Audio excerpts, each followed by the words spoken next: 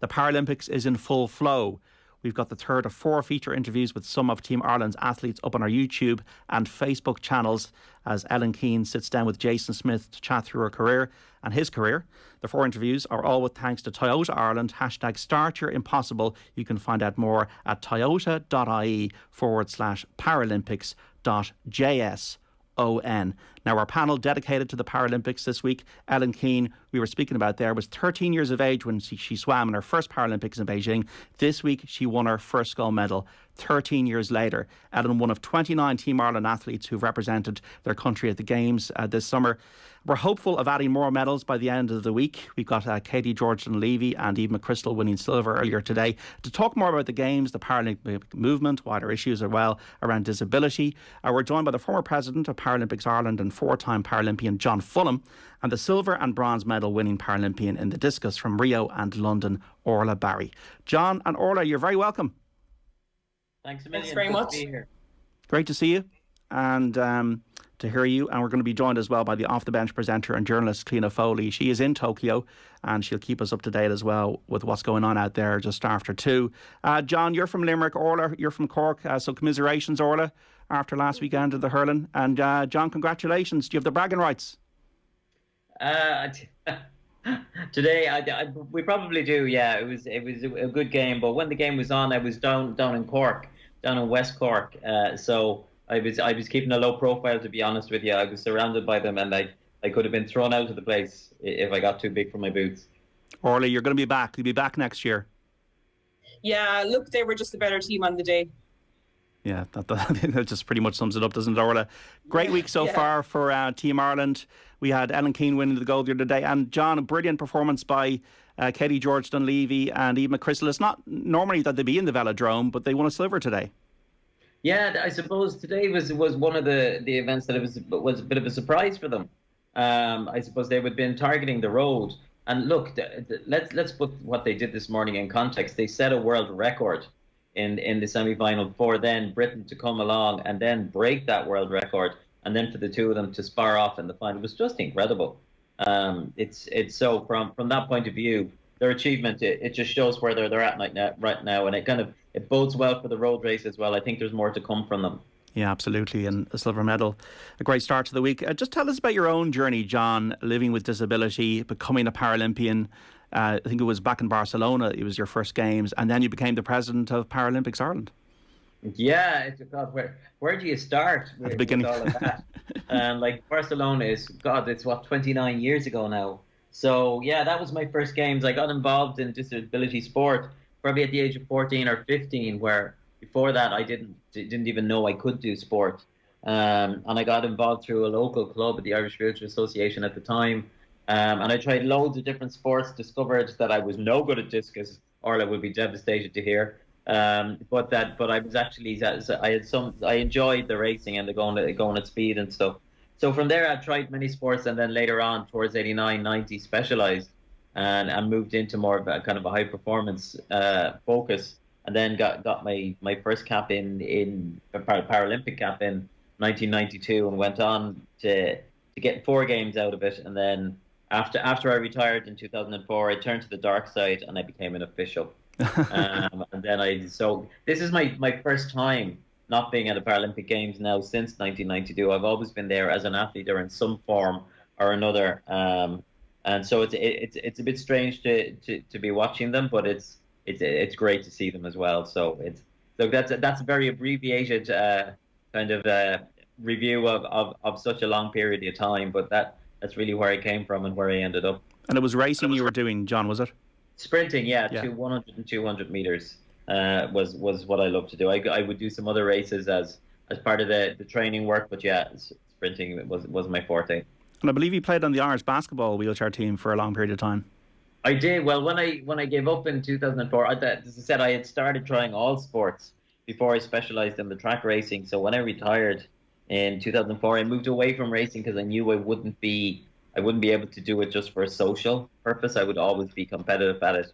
And so I moved to basketball, but look what happened there. I got stuck into the basketball team, and because I had a background in basketball, I was able to pick up fairly quickly, and I suppose I was able to take some of that high performance context into what I did in my own job on the team, and then got to be part of the basketball team, that Irish team, for European Championships in 2007, 2009, I think, were the years.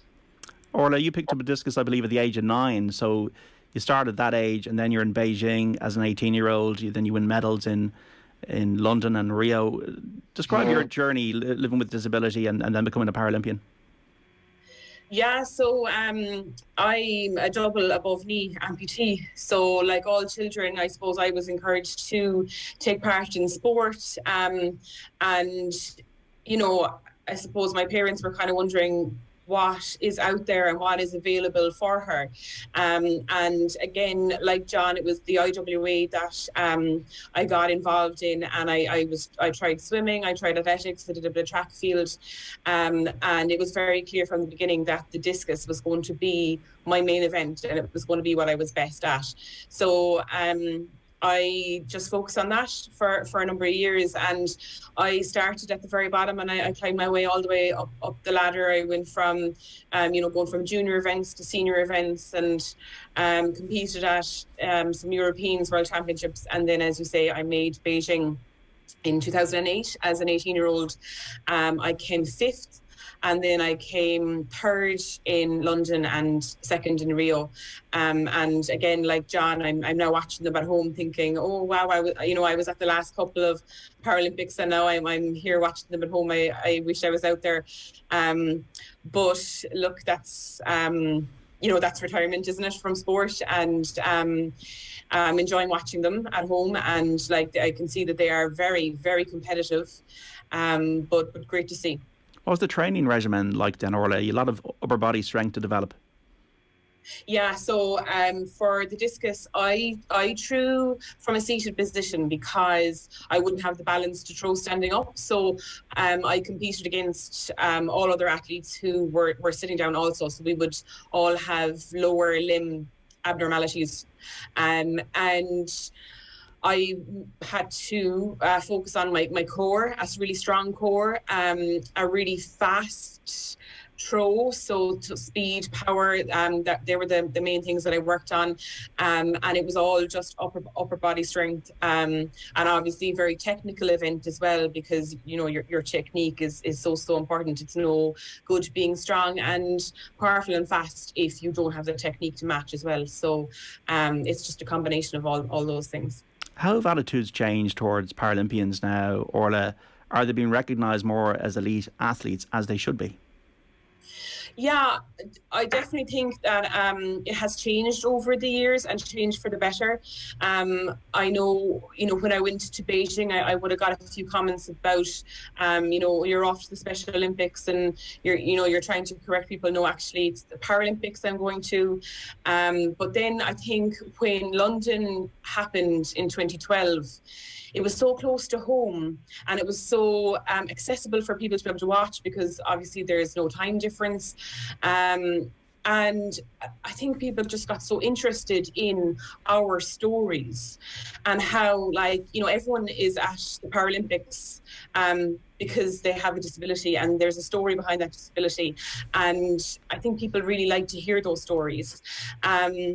And they see athletes competing now at such a high level, at such competitive events. I mean, anyone watching Ellen's event there the other day, they would see how close she was between gold and silver, and how exciting it can be. So I definitely think that attitudes are changing, and people see Paralympic athletes now for the elite athletes that they are. And people have changed in the way they speak as well. It's not people almost saying the wrong thing, Orla. Meaning well, but saying the wrong thing at times.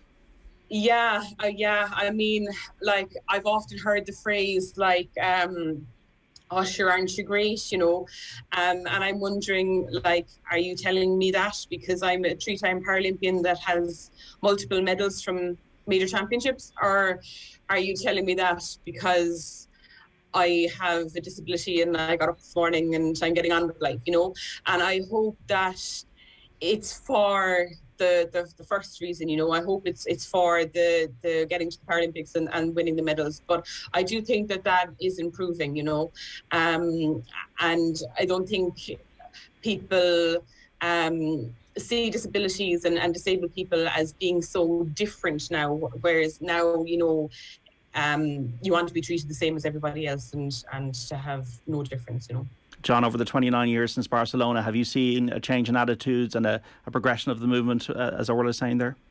Absolutely. In terms of firstly, the progression of the movement, the Paralympic Games just continues to get bigger and better. And the standard of competition just continues to grow. And what it takes to compete at that level, becomes harder and harder. So that's great way to see that. Now that brings its own challenges for the Paralympic movement, but it's great that it's building momentum in that way. And then I suppose, have I seen changes in attitudes? Yes, I have seen changes in attitudes. Orla articulated it very well, but amongst my friends, we joke about it, the inspiration porn, that people, I have still come across those comments that the attitudes are that people, still think are great for just doing what everybody does. So we've still got a bit of work to do in the broader context of changing that. And look, what Paralympic sport does in that context is it celebrates disability, but it also celebrates ability. So it breaks down the stigma, it breaks down the perceptions, and we start to have the conversation, and people begin to realize that maybe their attitudes are old and that they need to change. So yeah, definite progress being made, and the movement is getting really successful and really big. And that's what we want compared to what I saw first time 29 years ago. It's a completely different landscape. You speak about the inspiration piece there, John. Was that in any degree patronising? Oh, it is patronising. And oftentimes people don't intend it to be patronising, but they do. Like I oftentimes would be come across people who with well-intentioned say things to me like, I don't see you, I see your wheelchair. I'm sorry, I don't see your wheelchair, I see you. And while that's very well-intended, what it's inferring in there is there's some stigma or there's some negativity associated with the wheelchair or the disability. And that's the type of thing we need to break down. And that's what the parasport does in so many positive ways. It celebrates the disability. It's in there. It's part of who we are. It doesn't define us, but it's nothing to be hidden away, nothing to be considered negative. But then it celebrates the ability, and then it celebrates what people can do, and it showcases that. So from that point of view, then you can change that mindset, and that's the part that Paralympics Ireland and the Paralympic sport can play in the overall context of the changing the attitudes of disabilities. Yes, it's like 15% of the world's population lives with a disability, John. 1.2 billion people. Absolutely. And then you'll see that the IPC before the Games, the International Paralympic Committee, just announced that they were joining the We Are 15, which is an alliance of disability organizations around the world, which has a long-term strategy to address the rights and the attitudes towards people with disabilities. Because let's face it, Paralympic sport showcases what the best that it can be, but for many people living life every day today, there still are issues and challenges that they have to face. So IPC, as part of that movement, recognizes that there's work to be done and that they play a part in it. So from that point of view, I think it's a very positive movement for them to be part of, just celebrating sport as part of the overall picture. Yeah, I was really struck by Phil Eaglesham. He's a shooter who's representing Team Ireland. He was in Afghanistan and he had an illness, and he's now designing a new wheelchair to make his life easier. And this is a quote from an interview with John O'Sullivan and the Irish Times. A lot of the time we sit and wait for the world to adapt to us. We're one of the most discriminated against groups of people in the world as disabled people. You go out the front door and there'll be a curbstone or a step and someone is parked there and you can't get up it. People don't see it unless you're in that world. We try to design something that adapts to the world rather than waiting for the world to adapt to us. I know what it's like not to have that chair. We're trying to take the things that we've learned or my friends have learned and encompass that. It's all about ability, not disability, trying to enable and not disable. I thought it was very powerful words from Phil there, Orla. Yeah, very, very powerful. And he's right, as you're reading every sentence of that, I'm very much agreeing with what he's saying. And I suppose, going back to the campaign that IPC have started, we just want to show that we do our everyday lives the same as everybody else's everyday lives, like you can see from the ad that they've created. Like you get up in the morning, you get dressed, you have your dinner, you go to work, you drive a car, everything is the same. We just happen to have a disability as well, and I suppose as disabled people, we adapt to the world around us, and as Phil rightly said, rather than the world adapting to us. Yeah, Ellen Keane was speaking after her medal ceremony. She was in an interview yesterday. I was sitting on there, John, and she's been, regularly hosting shows here and Off the Ball. And she said she's just an athlete that happens to have a disability. She wants to see more people in mainstream media who have a disability. We're all human beings. We're all the same. She's a great role model, as is Jason Smith. Absolutely, and it's about celebrating difference. Like John, you're different from me. I'm different from Orla, and that's really what it's about. So it's not to focus on the difference, but just to embrace it, and that's what true inclusion is about.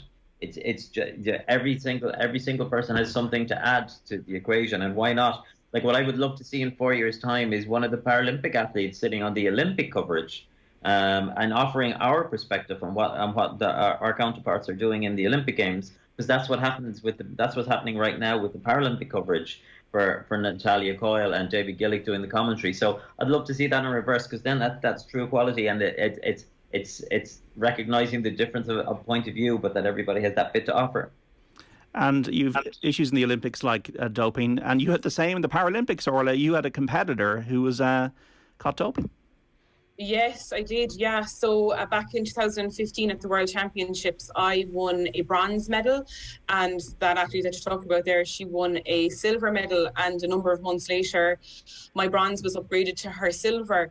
But I had competed against her for a number of years, and you would question, well, what else does she owe me? They didn't go back on previous events. It was just that one event that I was upgraded, and there were times maybe where I would have came fourth in the competition and she would have been on the podium, and you would wonder, well, was she doing everything above board at the time? Did I deserve to be on the podium that time instead of her? But you can't dwell on that either, because I will never know, no one will ever know. And you have to trust in the system, and you have to trust that anyone who's involved in doping will be caught, and she was caught. And that's all you can do. And of course, yourself to be, a clean athlete yourself. So we've challenges in the Olympics and the Paralympics. What about the support, John? The funding structure? How is the Paralympic movement supported by the state and by, say, Sport Ireland and all these organisations? Is it well supported? It is supported, I suppose. Like Orla, the Sport Ireland, firstly, their carding system, it treats athletes with an equal way. So Orla would, as a medalist, would have been treated the same way as our Olympic counterparts as medalists. So that structure is there, and then there's funding that goes to the to Paralympics Ireland, and it goes to the Olympic Federation as well. But I think after Tokyo, and I'm loath to dwell on the issues like this now during their performance, because we don't want to distract from the athletes' performances over there. But afterwards, I do think that whole piece about how disability sport is funded needs to be looked at, because I don't think that we continue to do the same things and expect different results. It's getting more competitive, it's getting more costly, and therefore we're going to have to review that. And we're also going to have to look at a real focus. One of my I suppose concerns is that the Irish system tends to reward success, and I think we've got to now look at how we invest in development. So just because an athlete makes a final doesn't medal, you've still got to invest significantly in them. Colin Judge, for example, who went out in the quarterfinals. He didn't medal, but Colin is a real prospect for 2024. So I believe we have to really look at that system and see how we can best support athletes with a disability. And I think, discussions can be held with Sport Ireland as to how that's done. But on a principal level, that's the key area that I think we need to focus on right now. Just briefly, Orla, were you happy with the support you received when you were involved in the heat of Rio and London on these games? Yeah, like as John said, like I would have got equal funding, to my Olympic counterparts, and like I can't complain about the support that I received from both Paralympics Ireland and Sport Ireland. It was absolutely amazing. But I do agree in what John is saying there about development, and I do think that we have to go back to the grassroots too.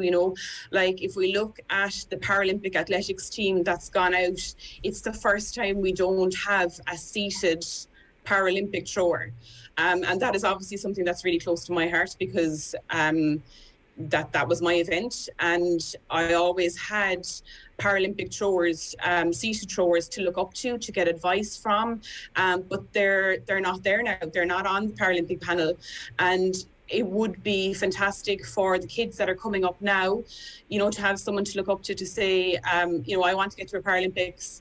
I want to be the next Orla, whatever, but like there's nobody on the panel now for them to look up to. So, there are elements of the development that need to be better. Okay. And I would throw in as well, John, that, there are good building blocks there. That like the Institute of Sport is a fabulous development. There are great facilities there, and they're being built upon. But it's really, and while the athletes individually might get that support, I think maybe one of the areas we can look at is there parity of funding in relation to the NGBs, the national governing bodies, and what they get to support disability sport within their programs. So when we look at the high performance funding, Paralympics Ireland gets money, the Olympic Federation gets money, and support, but the NGBs also get high performance support, which wouldn't be included in the budgets of the Paralympics Ireland or the Olympic Federation. So is there parity of esteem within that funding, or is there an adequate ratio? That's an area we can look at. Okay. But there are good building blocks there, and Sport Ireland have put in place some really good things as well. So there's a lot to build on. Okay, thanks so much for the moment, John Fulham and Orla Barry.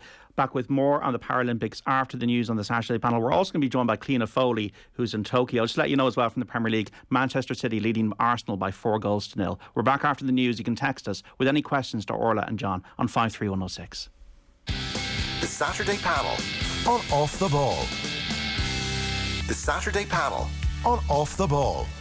And you're welcome back to Off the Ball Saturday here on News Talk. John Duggan with you 3 to 5. Just to let you know, in the minor final, the All-Ireland minor football final, it is Meath 110, Tyrone 1-8. They're into the second half, 43 minutes on the watch. So Meath now ahead in the minor final. The senior semi-final throws in between Kerry and Tyrone at 3:30. Mike Quirk will be there for us to build up from about 2:30. Also in the Premier League, Manchester City 4, Arsenal 0 is the latest score. They're well into the second half. We've had goals from Ilkay Gundogan, Ferran Torres, Gabriel Jesus and Rodri. Granit Xhaka was sent off for Arsenal in the first half. They're en route now for a third straight defeat in a row in the Premier League. In the Championship, it is Cardiff City 1, Bristol City 2, and Derby lead Nottingham Forest by 1-0. So the pressure is on Mikel Arteta, and the pressure is very much as well on Chris Hughton at Nottingham Forest. It is now time for our Paralympics update. The Paralympics report on Off the Ball with Toyota Ireland. Start your impossible. And Team Ireland has won its second medal of the 2021 Games in Tokyo. Katie George Dunleavy and Eve McChrystal have claimed silver in the B3000 metres individual pursuit. They were pipped for the gold medal by Great Britain's Laura Fashy and Corinne Hall. Dunleavy and McChrystal broke the world record in their qualifier by posting a time of 3 minutes 19.946 seconds before Fashy and Hall broke it again.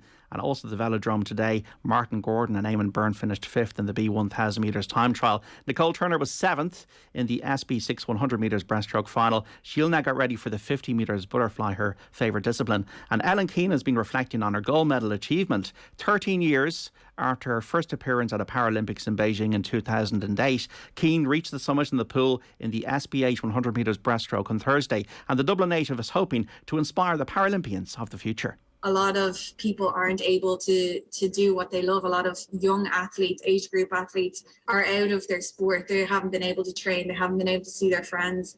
They mightn't even want to go back to sport once all these activities start back up. But we're here to show them what is possible, and we're here to show them like it is worth it. Just stick with your sport, come back, you are capable of doing this. And I think that's kind of what all of us want to inspire the younger generation to get back into sport.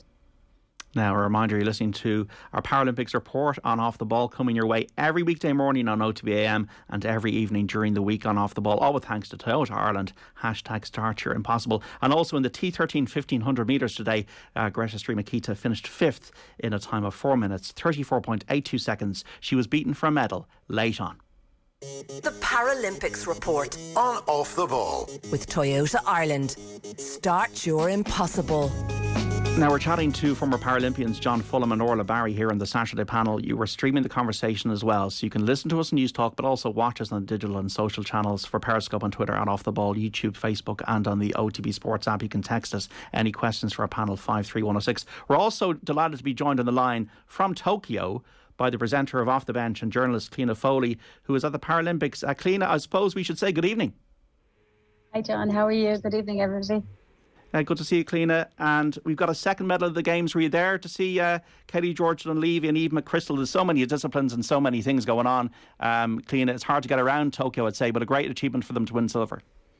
Fantastic, yeah. They're about a 2 to 3 hour journey away, so it's impossible to get to everything. And I was in the track today for Greta, so the 1500. So unfortunately, I didn't get to see it. But I'm not surprised, John. I interviewed them about a month ago, and at the time they said that they thought that if Ireland had a velodrome, they reckon they could be the best in the world on the track. It's the first time they've medalled on the track, but they really do think that they have huge potential on the track. And of course, their last 2 medals in Rio were won on the road, and they have to come yet on the road races. So really looking forward to seeing what they can do next. Yeah, John, we were speaking about officialdom before 2 o'clock. A velodrome would be handy, wouldn't it, in this country? Absolutely. I think that goes without saying. And, you know, I know while there are plans there, it just needs to happen. We need to see it, and we need to see it coming soon. But, you know, just let's focus on the girls' performance. Absolutely fantastic. And as Cliona says, road race to come. Greta Stremakita, disappointing because she went well early on, Cliona, but just in the last 400 metres, it took its toll.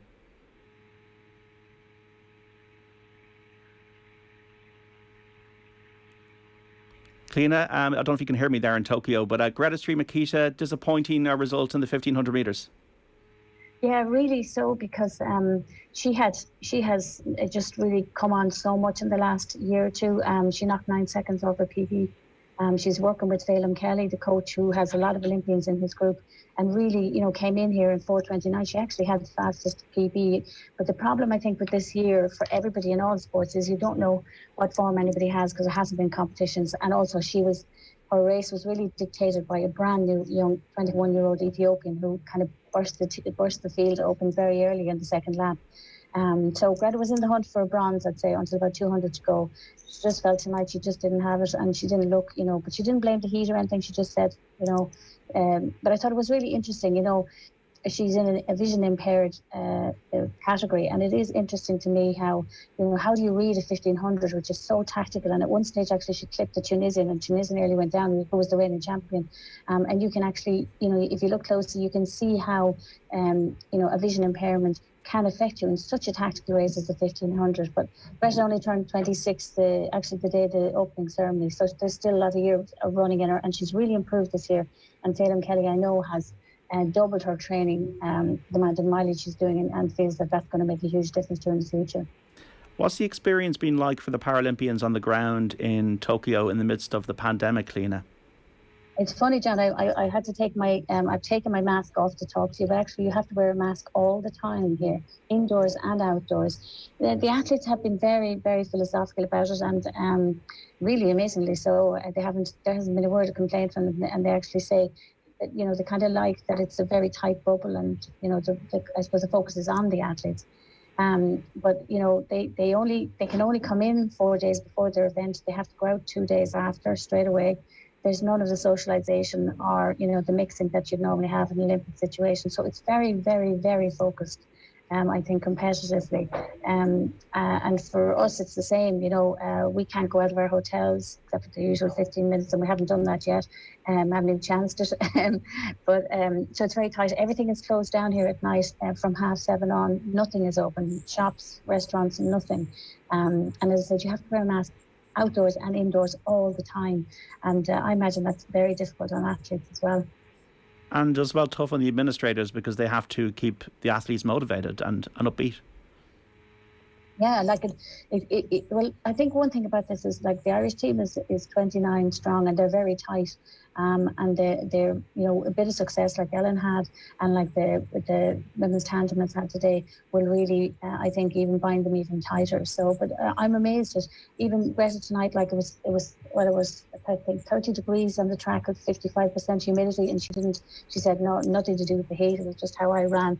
And they're not looking for excuses in any way, shape or form. So I think, with athletes, John and Orla, Orla and John are both Paralympians, and they'll tell you that, you're here to do a job. And really, even if there isn't a crowd here, you'll just go and do the job the same as you would do anyway. I think it's people like us who miss the crowd more nearly. I walked into the stadium and it's a beautiful stadium here. It's absolutely gorgeous. And I walked in today for the first time and I was actually a little bit sad. And I thought, what a shame there isn't people here to watch this. What have Japan been like as hosts, Cliona? Oh, amazing. The Japanese, I've only been here once before for a track and field world championship, and people are incredibly kind and incredibly generous and so keen to make you feel at home and do anything they can. And even just, the places that we can go, we're just going literally from the hotels to the media centres. Even the media centres, there's loads of little origamis being made and handed to you, and they're an incredibly generous and polite nation, and it's reflected in everything that we're seeing here. So I mean, they couldn't be more helpful, and the systems seem to be running brilliantly here. Things like transport and everything. But of course, they've had the Olympics already to be able to do that. But as experience as a journalist, it's really been very, very well run. That's interesting what Cliona says, Orla and John, because there's obviously the primary concentration is on the performance and how you're doing in your sport. But I'm sure, Orla, you got to see China, Brazil and London. I'm sure there were great experiences of just seeing those environments generally as well for you.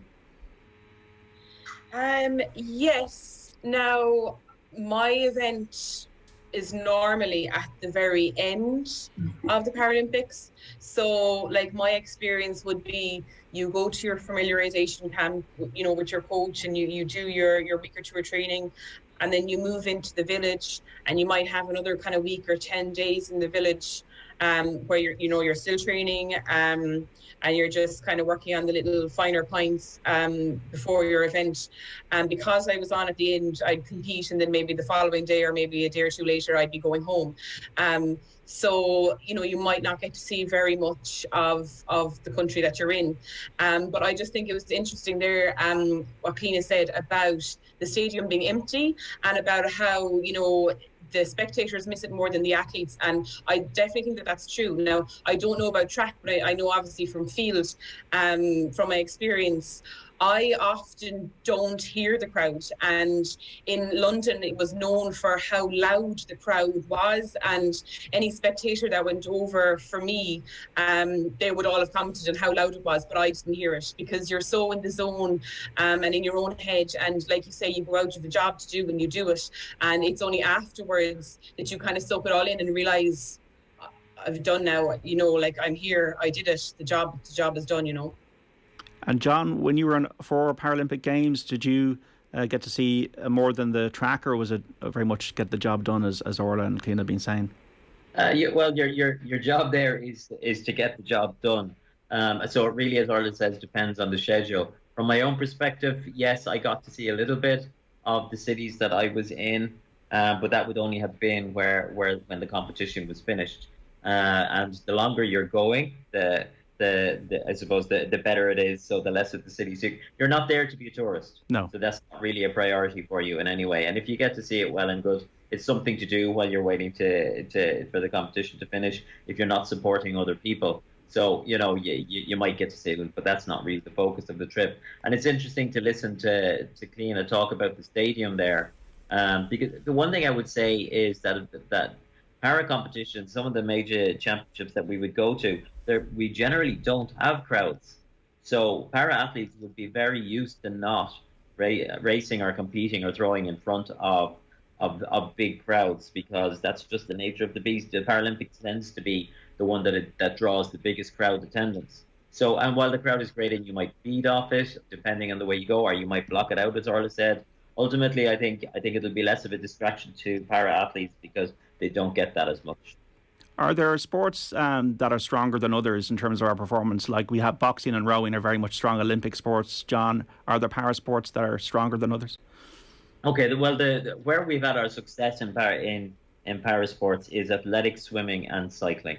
And what we've seen is some other sports like canoeing, we've had rowing, we have powerlifting now, we have archery, we have table tennis. So we've had less medal success in those, but it's also too important to understand the context of success, what you define as success. So if success is solely determined by medals, swimming, cycling, and athletics. But for me, I think the definition of success is finalists. It's guys, they're doing PBs all over the place, and I'd be interested in Cliona and Orla's opinions on this, but I'd be surprised if they weren't similar to me. That's success as well.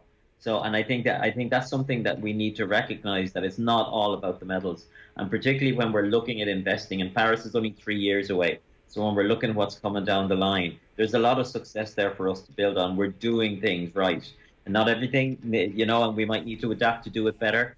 So in terms of medal success, yes, swimming, cycling, athletics are the main deliverers of those, but we're seeing progress in all other sports as well. Orla, the definition of success?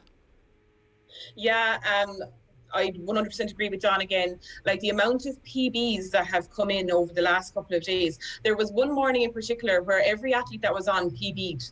And some people might ask you a question before you go out to a Paralympics, how you fixed, as in like how you fixed your medal.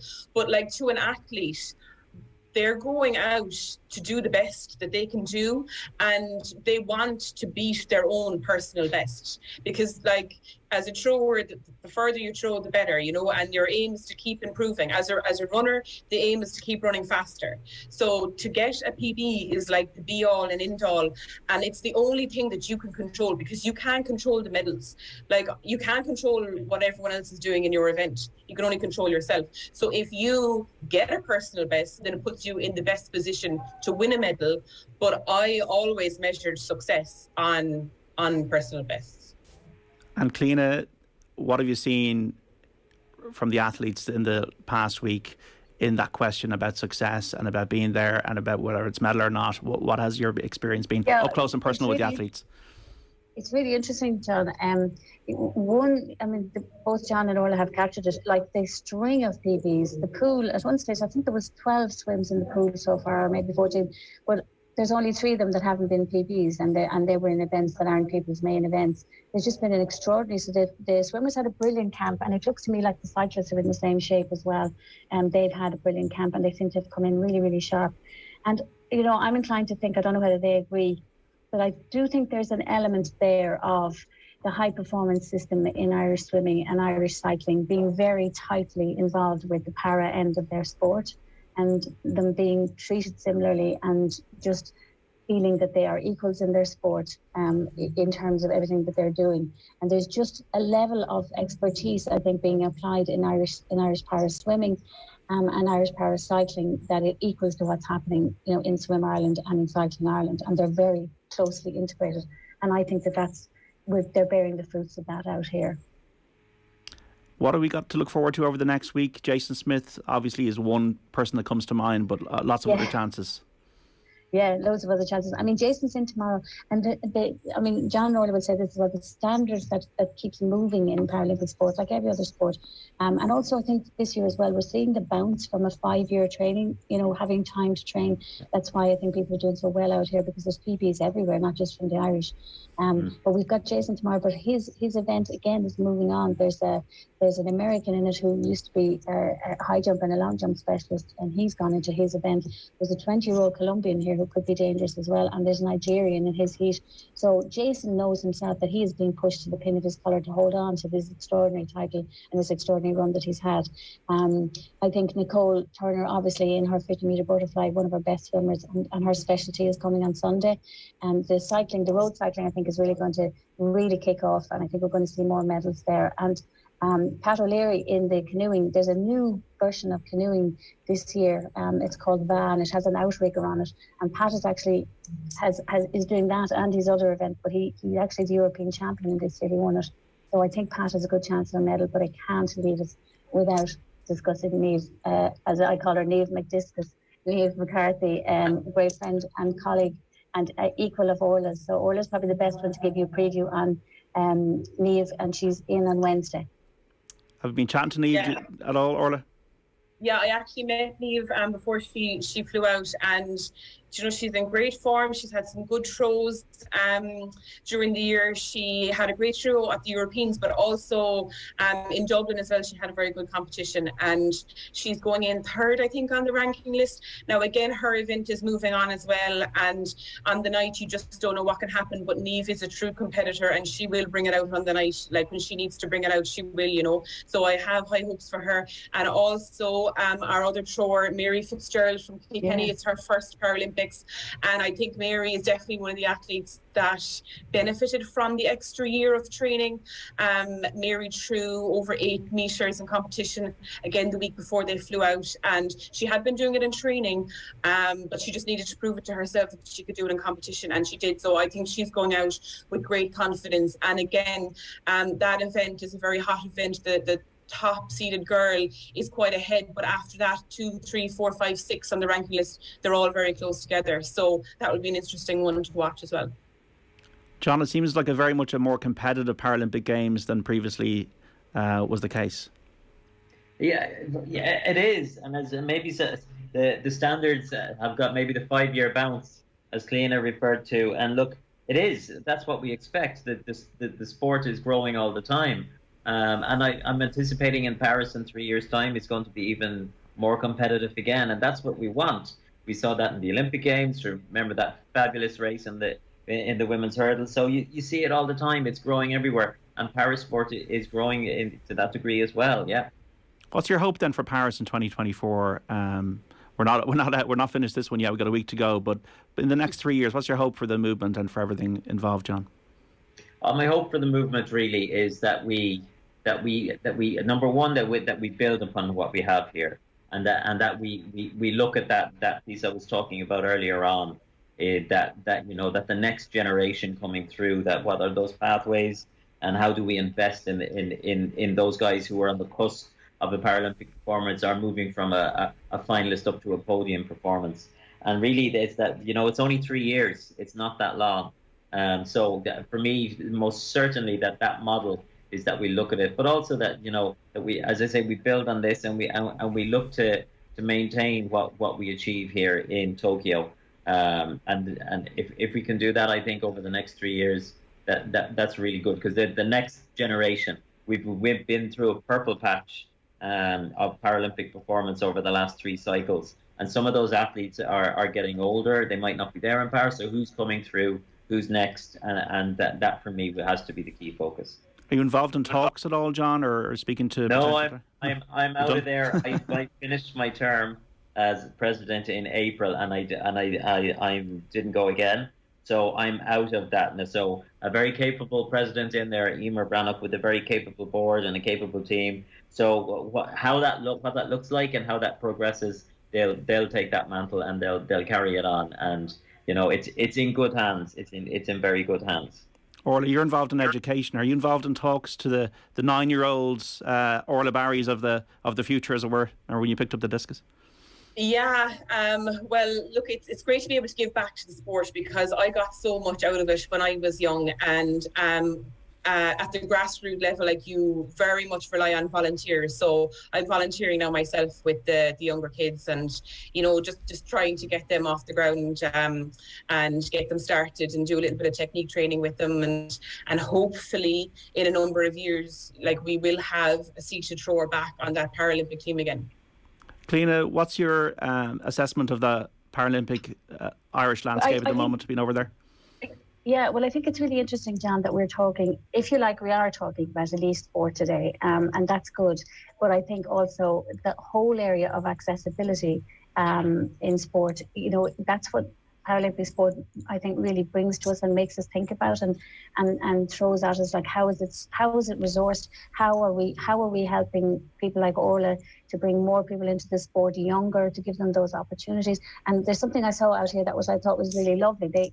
There's a guy out here who runs a limb library, right? And basically, he has a library of blades, for people with amputations, and you get to go in and you get to try them. You may be somebody who has never been able to run before because you didn't have that opportunity to wear a blade, and then if you find something that suits you, then they will help you to resource one. And I think that's a really interesting idea, particularly for children. And I saw a beautiful TV program a few nights ago with him, and just talking about that whole philanthropic area.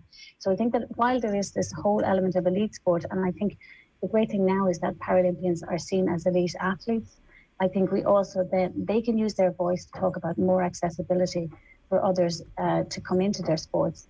But particularly, I think at the grassroots level, and how to grow it and how to give kids the opportunity when they're young, if they have an impairment of some kind, to get the joy from sports that everybody should have, and then to see, can they be really good at a sport and do they want to take it further? Who are you going to see tomorrow, Cliona, in Japan? I am starting early in the morning with our archer, Kerry Leonard. And she's actually the first Irish archer that we've had in 13 years at an Olympics or Paralympics. So she came through her the seeding round yesterday, and she's got a straight one-on-one match. And like a lot of Irish people in sport, I think she loves the match play element of it, like being a golfer. She seems to really like the match play element. So she comes into that seeded 18 against an Indian woman who's seeded 15th, and the arena for the one-on-one is amazing. So I'm really looking forward to that tomorrow, because basically they're like, there's just two of them placed inside in the stadium, and it's very gladiatorial, and they shoot down and all the attention will be on them. So it looks like it could be a great event. Okay, Cliona Foley, thanks so much for joining us from Tokyo. And John Fulham and Orla Barry, you've been great to give us your time on the Saturday panel. With thanks to Toyota. Keep up the great work, and we'll chat soon. Thanks, John. Thanks a million, John. It's great to talk to you all. John Fulham there, Orla Barry and Cliona Foley on the Paralympics. 2 medals now for Ireland. Ellen Keane on Thursday in the pool, and then Katie George Dunleavy and Eve McChrystal won a silver earlier today in cycling in the velodrome.